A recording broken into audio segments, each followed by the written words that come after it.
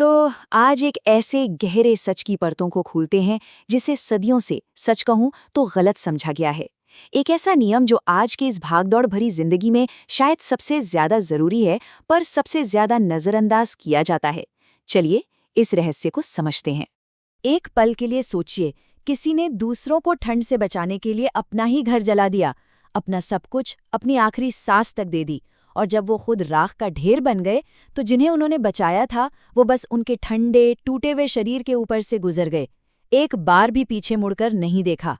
ये कहानी है एक ऐसी कुर्बानी की जो पूरी होकर भी अधूरी रह गई। देखते हैं कि खुद को पूरी तरह मिटा देने का असली अंजाम क्या होता है।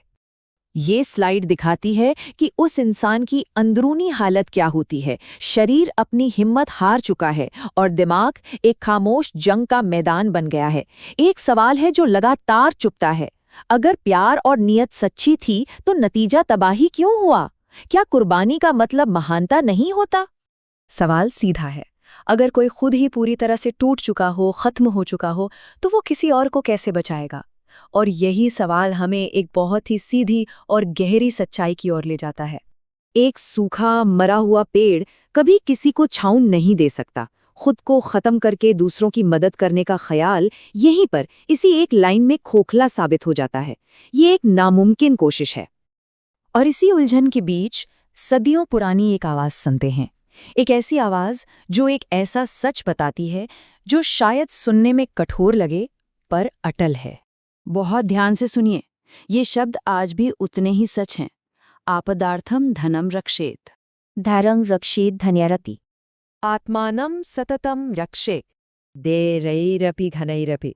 तो आखिर इन शक्तिशाली शब्दों का मतलब क्या है? देखिए, इसका अर्थ बहुत सीधा है।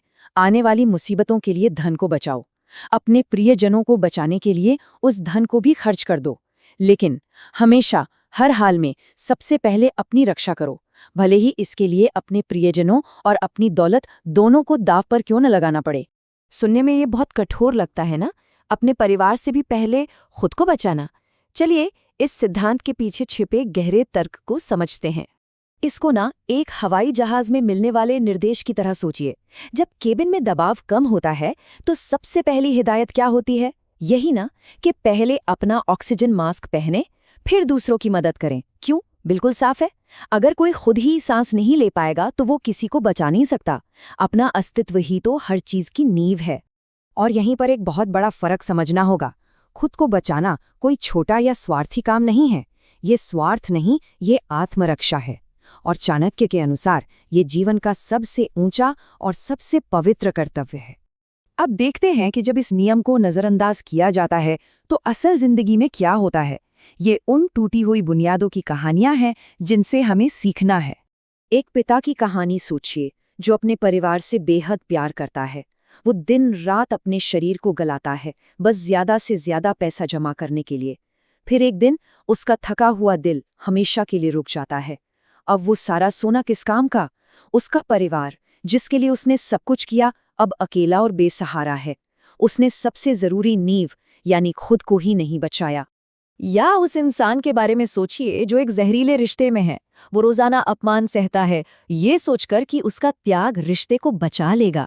धीरे धीरे वो अंदर से खोखला हो जाता है, और एक दिन जब साथी उसे छोड़कर चला जाता है तो उसके पास खालीपन के सिवा कुछ नहीं बचता। उसने एक भ्रम के लिए अपनी आत्मा की कुर्बानी दे दी। तो इसका हल क्या है? रास्ता क्या है? अब बात करते हैं कि अपनी अंदरूनी लौ को कैसे बचाया जाए, जो कि सबसे जरूरी है। हमारे पास 3 सबसे कीमती रत्न हैं, अपना स्वास्थ्य, अपना आत्मसम्मान और अपने मन की शांति। इनकी रक्षा एक योद्धा की तरह करनी होगी। अपने शरीर की रक्षा करें। जहां अपमान हो वहां से खामोशी से हट जाएं। जो जगह शांति छीन ले उसे बिना सोचे छोड़ दें। खुद को ना एक घने अंधेरे में जलते हुए अकेले दिए की तरह समझिए। अगर हवा का एक झोंका इस इकलौती लौ को बुझा दे तो पूरा घर हमेशा के लिए अंधेरे में डूब जाएगा। अपनी उस लौ की रक्षा हर चीज से बढ़कर करें, क्योंकि सिर्फ एक जिंदा, सांस लेता हुआ और पूरी तरह से मजबूत योद्धा ही इस अंधेरी, ठंडी दुनिया की मुश्किल लड़ाइयां लड़ सकता है।